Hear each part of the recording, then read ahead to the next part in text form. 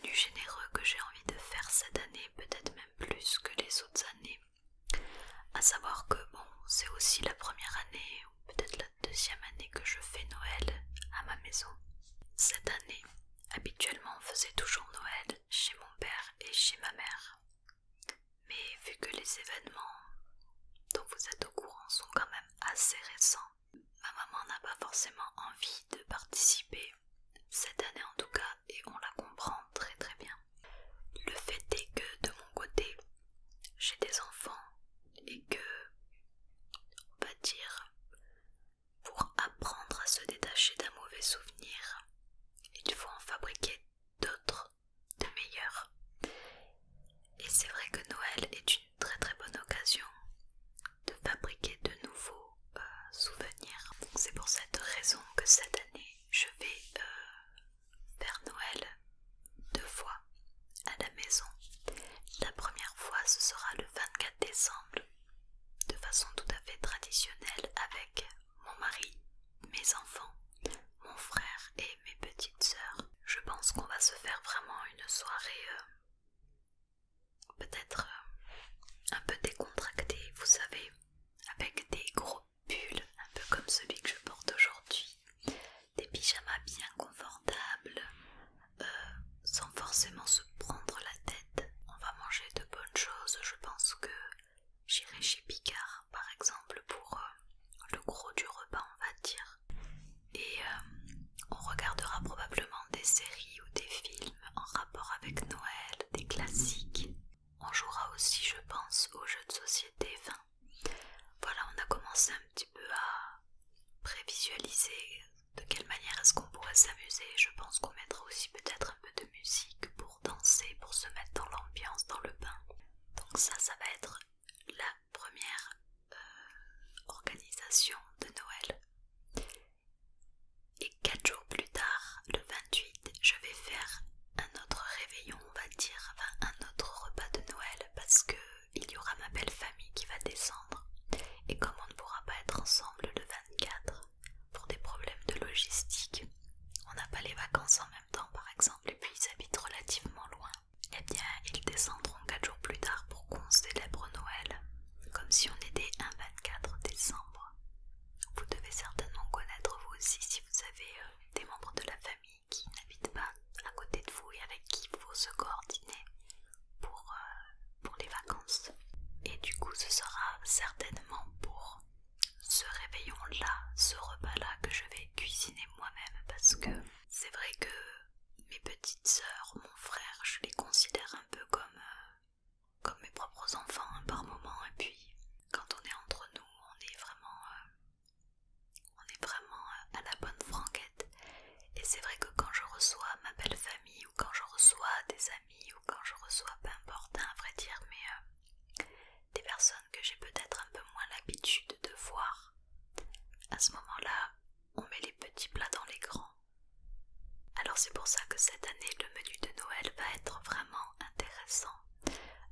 Plutôt classique, plutôt traditionnel, hein, vous verrez, mais mine de rien, il y aura de la quantité, il y aura de la masse. Alors on va commencer tout de suite avec les gâteaux, parce que je vais faire beaucoup de gâteaux, on va dire beaucoup de gourmandises, beaucoup de sucreries, parce que derrière il y a quand même une volonté, une démarche d'offrir aux proches. Et je trouve que quand c'est pour offrir à un oncle, à une tante ou à des personnes pour qui on n'a aucune idée de leur goût, pour leur offrir un cadeau, eh bien je trouve que la cuisine faite maison est un cadeau qui déborde de générosité. Et pour moi c'est ça, les fêtes de Noël aussi, c'est la générosité, c'est le don de soi. Et quand on produit vraiment son cadeau maison, personnellement je trouve qu'il y a une valeur ajoutée qui est inestimable. Mais ça reste mon point de vue, je sais pas si on pense tous pareil, mais en tout cas voilà, je tenais à le préciser. Donc j'ai ma liste juste là.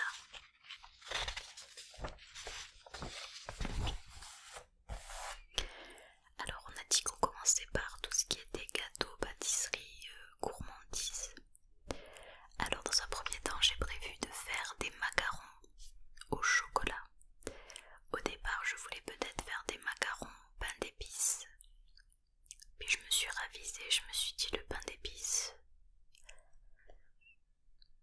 c'est pas assez gourmand.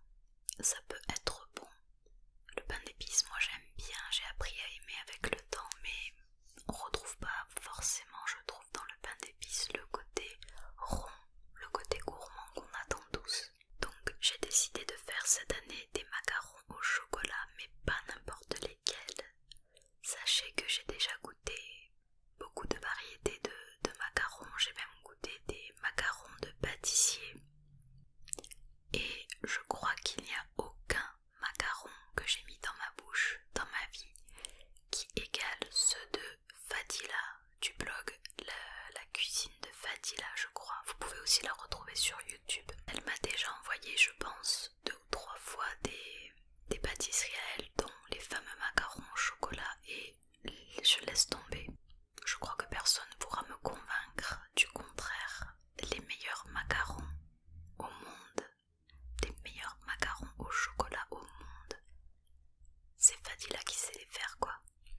Elle devrait ouvrir une pâtisserie, je vous jure. Ces macarons sont extrêmement fondants. On sent le beurre. Ben je sais pas, et tout est vraiment trop bien calculé. Donc il y aura des macarons au chocolat que je décorerai peut-être d'une petite feuille d'or sur le dessus, histoire que ça fasse un peu plus festif. Ensuite, je crois que je vais me lancer dans les traditionnels sablés de Noël avec un glaçage à la fleur d'oranger. Donc je vais vraiment prendre soin de bien choisir ma fleur, mon eau de fleur d'oranger, parce que honnêtement je trouve que les fleurs d'oranger qu'on achète à Carrefour dans les grandes surfaces n'égalent pas les traditionnelles eaux de fleurs d'oranger. Du coup je pense qu'on fera de cette manière-là. Oui. Donc j'ai acheté il n'y a pas très longtemps des petits emporte-pièces pour pouvoir faire les fameux cookies, les fameux biscuits du moins, pas les cookies. Ça va prendre du temps parce qu'il va falloir les customiser, il va falloir mettre de la couleur, il va falloir dessiner, colorier. Mais le genre vaut la chandelle, voilà, c'est les fêtes et faut faire un effort, quoi. Ensuite, il y a les orangettes. Alors je pense que tout le monde connaît les orangettes, ou à peu près en tout cas. Donc les orangettes, qu'est-ce que c'est? Ce sont les écorces de l'orange. Vous mangez une orange, vous gardez la peau, vous enlevez tout le zeste. Le zeste, c'est la partie blanche qu'il y a à l'intérieur de la peau, et le zeste, c'est la partie orange qu'il y a à l'extérieur, la peau elle-même, quoi. Et le principe, c'est de découper la peau en petites allumettes. Je crois qu'il faut faire blanchir ça environ 3 fois dans de l'eau bouillante avec du bicarbonate, peut-être, je me rappelle plus exactement. Et ensuite, on va tremper, mélanger les petites orangettes dans du chocolat fondu. Et ça va vous faire un petit bâton de chocolat fourré avec l'écorce d'orange. On va y arriver. Je sais qu'on fait bouillir après les petites écorces avec du sucre, mais j'arrive plus, ça fait longtemps que j'en ai plus fait, je me souviens plus si la partie avec le sucre se fait que une fois qu'on a bien blanchi, ou si on blanchit avec le sucre incorporé. On verra. Il y a aussi les truffes. J'ai très envie de faire des truffes cette année. Je ne sais pas encore exactement à quel parfum je vais les faire. Est-ce que je les fais classiques ou bien est-ce que j'expérimente de les faire d'une manière différente? Ça encore on va voir. Mais oui, j'ai bien envie de réaliser les truffes parce que c'est simple à faire, c'est pas très cher et puis ça présente bien, vous en avez toujours des grandes quantités. Donc quand vous avez l'intention d'offrir derrière, c'est toujours assez pratique. Après, il y a les beignets, mais pas n'importe quel beignet, les beignets portugais. Depuis que j'ai intégré ma belle famille, qui sont d'origine portugaise, j'ai toujours goûté à Noël ces beignets et j'en ai toujours beaucoup entendu parler aussi. Donc je m'étais dit que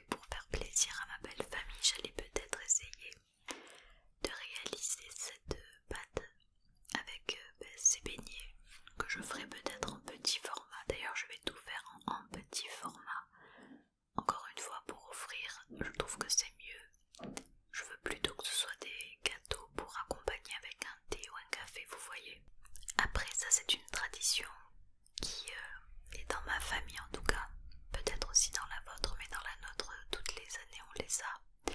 Ce sont les oreillettes. Je crois que je n'en ai jamais fait moi-même, mais cette année j'ai décidé que je ferai mes oreillettes parce que je dois commencer à apprendre à savoir les faire. Donc du coup cette année j'ai acheté une petite roulette pour faire la découpe comme les oreillettes et j'en ferai probablement quelques-unes parce que ça a beau être très très simple, mais je trouve que c'est délicieux. Et à chaque fois que Mémé fait des oreillettes, tous les ans elle remplit un grand saladier.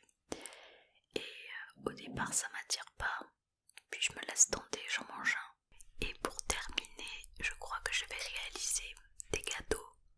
Ce sont des petites boules abricots coco. Mais vous n'avez pas idée à quel point ces gâteaux sont bons. Ce sont des gâteaux orientaux. J'ai une recette qui existe déjà sur mon autre chaîne, la chaîne Kay, si vous voulez voir à quoi ressemblent ces petits gâteaux. Ils sont mortellement délicieux, ils me font rappeler vite fait, vous savez, les petits chocolats, oui, les petits chocolats, les gourmandises là, les Raffaello. Ils ressemblent à des Raffaello et ils en ont presque le goût, mais la subtilité de la fleur d'oranger qu'on rajoute à l'intérieur et la confiture d'abricot qui les enrobe, c'est juste une tuerie, mais vous n'avez pas idée à quel point c'est bon.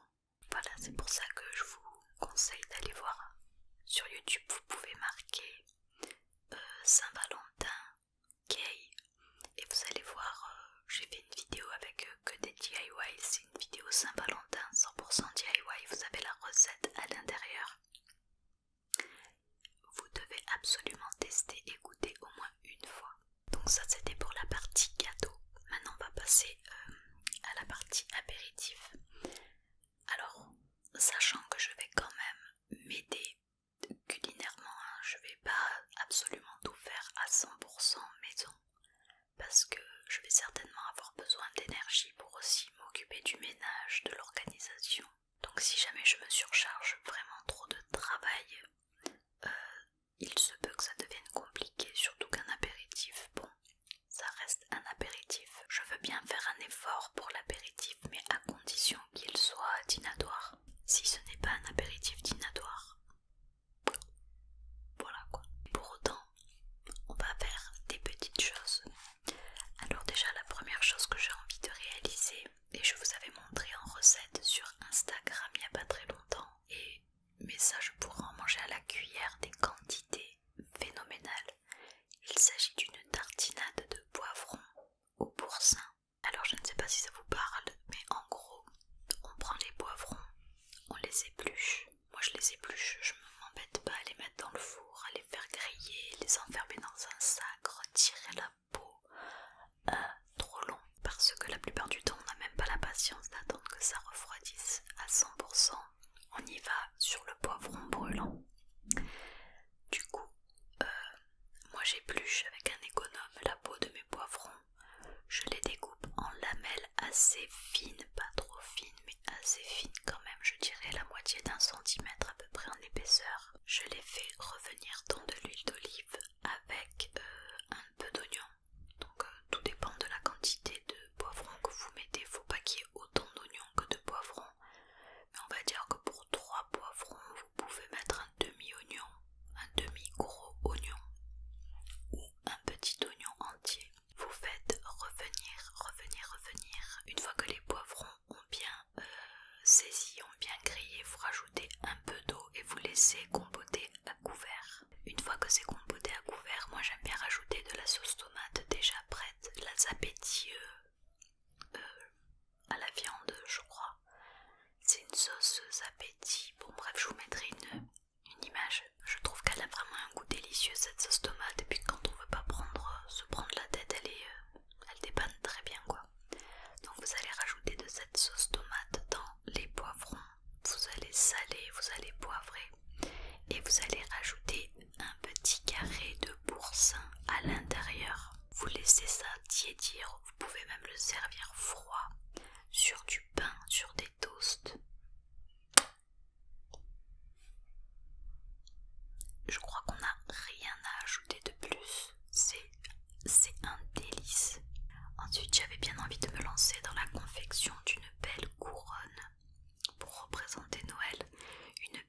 couronne d'un petit pastis quoi, de charcuterie, de fromage, d'olive, avec quelques brins de romarin. Visuellement, je trouve que c'est charmant. Posé comme ça sur une table, ça donne envie d'aller picorer, c'est beau, c'est... Je crois que vraiment je vais tenter de le faire. Après, ensuite sur Pinterest, je suis tombée sur de jolis petits toasts en forme d'étoile avec le foie gras posé dessus en étoile.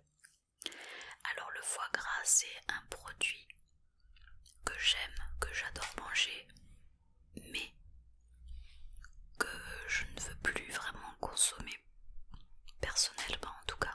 Ça devient une torture en fait. Voilà, à mes yeux ça devient une torture. On n'a pas nécessairement besoin d'en arriver là pour se régaler à Noël. Je suis pas végétarienne ni rien, mais je pense qu'il faut quand même avoir quelques limites tout de même dans sa façon de consommer. Mais pour autant il y aura quand même du foie gras à ma table parce que ma belle famille aime ça et on va pas imposer ses idées aux autres. Tout le monde est majeur, tout le monde a un petit peu ses manières de consommer et je ne me vois pas du tout imposer quoi que ce soit à qui que ce soit en fait.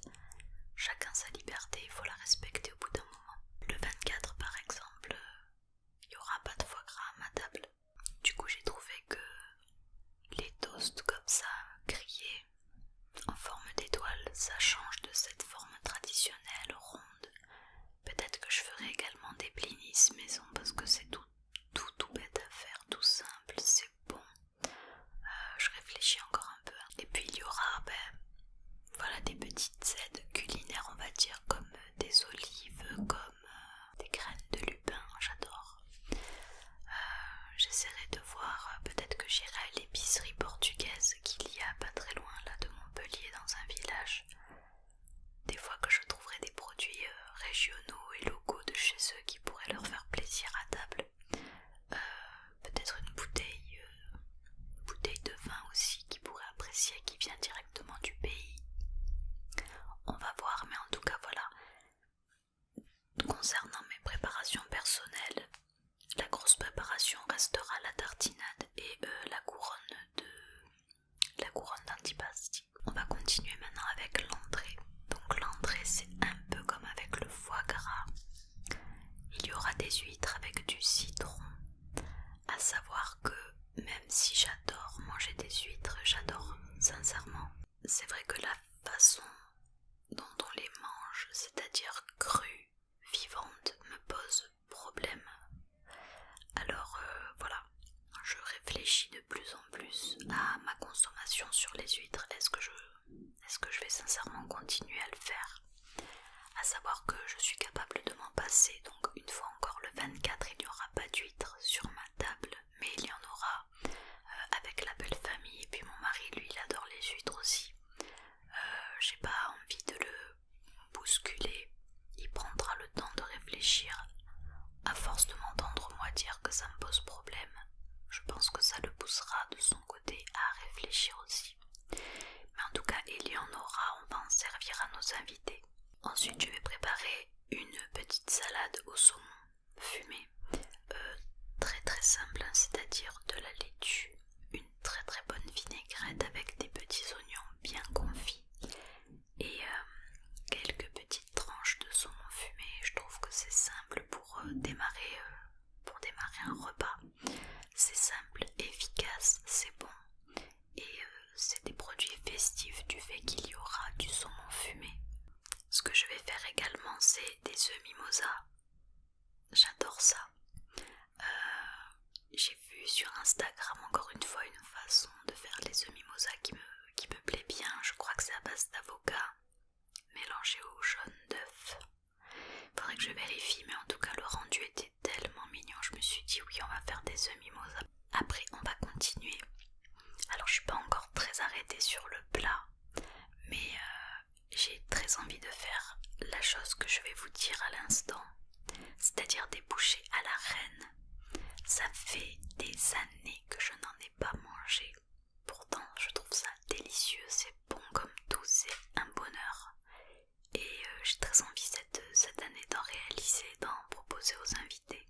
Alors j'hésite encore de quelle façon je vais les faire. Est-ce que je les fais à la façon, on va dire, un peu traditionnelle, avec des champignons, du poulet, de la béchamel, du fromage, ou est-ce que je les fais à la façon de ma mémé, c'est-à-dire plutôt méditerranéenne, plutôt provençale, avec du bœuf ou du veau? Non, le veau je n'en mange pas. Du bœuf, des olives, des carottes, une sauce brunâtre, vous voyez. Mémé, elle, c'est comme ça qu'elle faisait ses bouchées à la reine, c'était pas mal non plus. Mais je pense que je vais opter plutôt pour la première option, c'est-à-dire béchamel, fromage. Je pense qu'on va les faire de cette manière-là avec les champignons, etc. Ensuite, je vais proposer une dinde provençale avec beaucoup d'épices. Mais voilà, j'ai envie de rester vraiment dans quelque chose de traditionnel, de vraiment bien représenter le Noël de manière traditionnelle. Parce que dans la tradition, il y a quand même un côté confortable, on se le cachera pas. Et histoire d'avoir aussi un peu de légumes, je pense que je ferai des haricots verts au jus de viande, au jus de la dinde, avec de l'ail, du persil, ça va être super bon. Ou alors je ferai simplement les haricots verts avec un beurre d'escargot à l'intérieur, parce que ça c'est bon. Alors je dis beurre d'escargot, mais il n'y a pas d'escargot dedans, c'est le beurre d'escargot pour les personnes qui l'ignorent, c'est du beurre, de l'ail, du persil, du sel, rien de plus. Et on va terminer avec voire les desserts. Alors en dessert, je vais proposer, encore une fois je vais essayer, mais je vais proposer des tiramisu glacés que je vais mouler dans des moules en forme de sphère, ou d'autres, on verra bien, de petits paquets cadeaux peut-être, je verrai. Et je vais faire un tiramisu avec une base de moelleux à la châtaigne. Ce petit moelleux est une merveille et je pense que je vais faire le tiramisu avec ce goût-là. Et je pense que je vais faire le tiramisu avec ce goût-là, un peu de chocolat, parce que c'est juste quelque chose de formidable. On essaiera de le décorer de façon à ce que ce soit bien joli présenté dans l'assiette. Et on aura un bon dessert un peu léger. Et puis le marron, pareil, encore une fois, le marron, la châtaigne, c'est vraiment des parfums de fête pour moi. Et histoire d'avoir un peu de fruits aussi, de rafraîchissement, je pense que je vais faire une très très belle salade de fruits avec encore une fois des fruits de saison comme des litchis, comme des petites mandarines. Je ne sais pas trop quoi encore. Bon, il y aura peut-être pas que des fruits de saison du coup. Peut-être que je rajouterai de la banane. Je mettrai aussi des pommes. Mais je ferai voilà une bonne salade de fruits parce que je trouve que ça termine bien un repas. Peut-être que j'achèterai également quelques fromages.